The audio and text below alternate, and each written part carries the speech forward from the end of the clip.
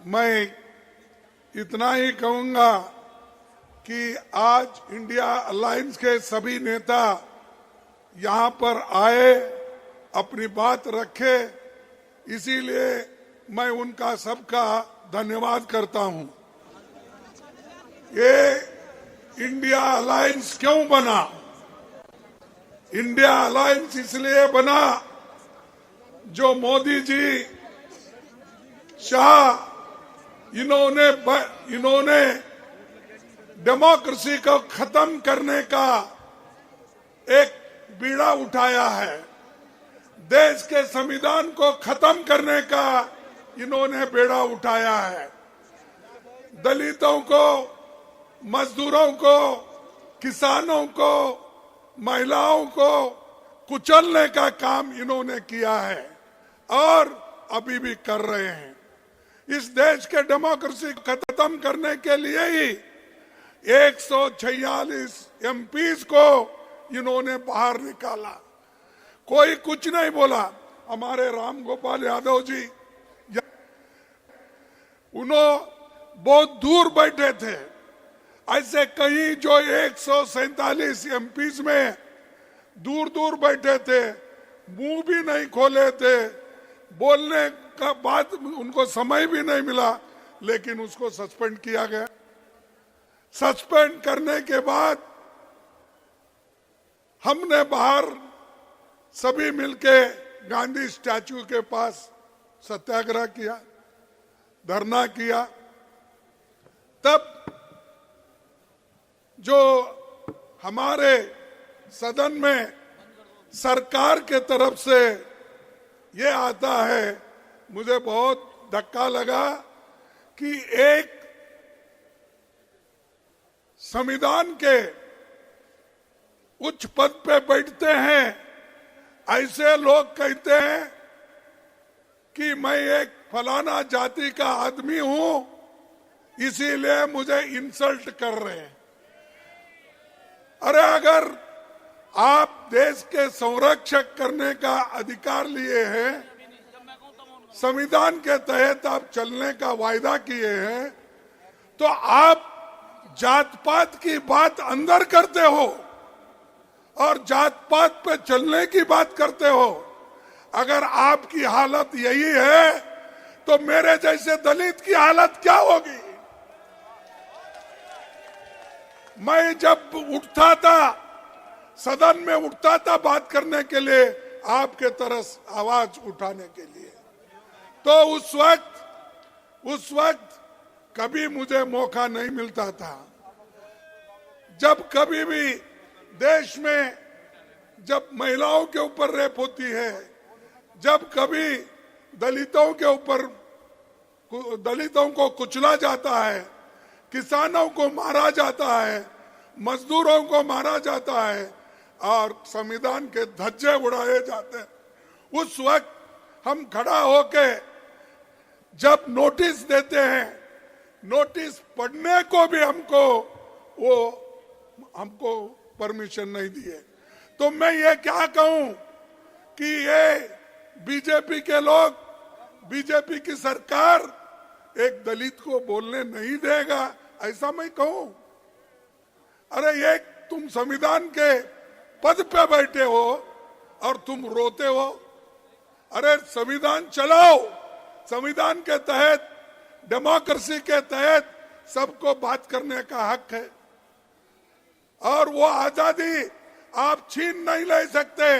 वो आजादी हमको मिली है जवाहरलाल नेहरू से, वो आजादी हमको मिली है महात्मा गांधी से, वो आजादी हमको मिली है डॉक्टर अंबेडकर से। इन्होंने तैयार करके दिया, लाखों लोग कुर्बानी करके आजादी दिलाए और आप लोग, आपके घर में कोई एक चूहा भी नहीं गया आजादी दिलाने के लिए, है गया? और वो हमको कहते हैं देश को ये बर्बाद कर रहे अपोजिशन के लोग, देश को ये लोग यहाँ पर डेमोक्रेसी नहीं चलने देते, ये कहते हैं। सबको बाहर निकाले आप, सभी एमएलए को, सभी एमपीज को आपने बाहर निकाला और सभी कानून अनअपोज्ड आपने पास कर लिया। 3 क्रिमिनल कानून ऐसे हैं, आगे आने वाले दिन में वो सारे सिटीजन्स को सताएंगे। अच्छे कानून को हम स्वागत करते हैं। किसानों के लिए भी ऐसा ही किया, मजदूरों के लिए भी ऐसे ही कानून लाए। तो इसलिए भाइयों, हमको लड़ना है और ज्यादा से ज्यादा एक होकर हमको लड़ना है। तो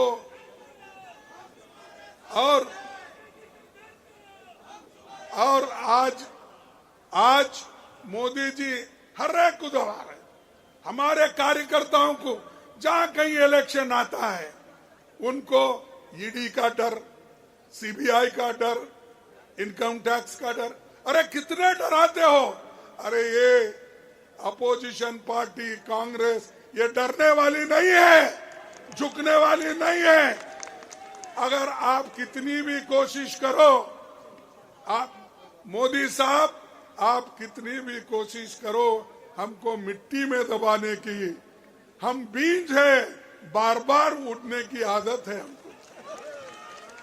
हम तो तुम दबाने की कोशिश करते हो तो हम उठते हैं, और देश को बचाने के लिए, संविधान को बचाने के लिए, लोकतंत्र को बचाने के लिए हम सब एक होकर लड़ रहे हैं। मुझे खुशी है कि सारे अपोजिशन के नेता एक हो गए हैं। अब जब सब लोग एक होते हैं, तब अकेला मोदी कुछ नहीं कर सकता। और मोदी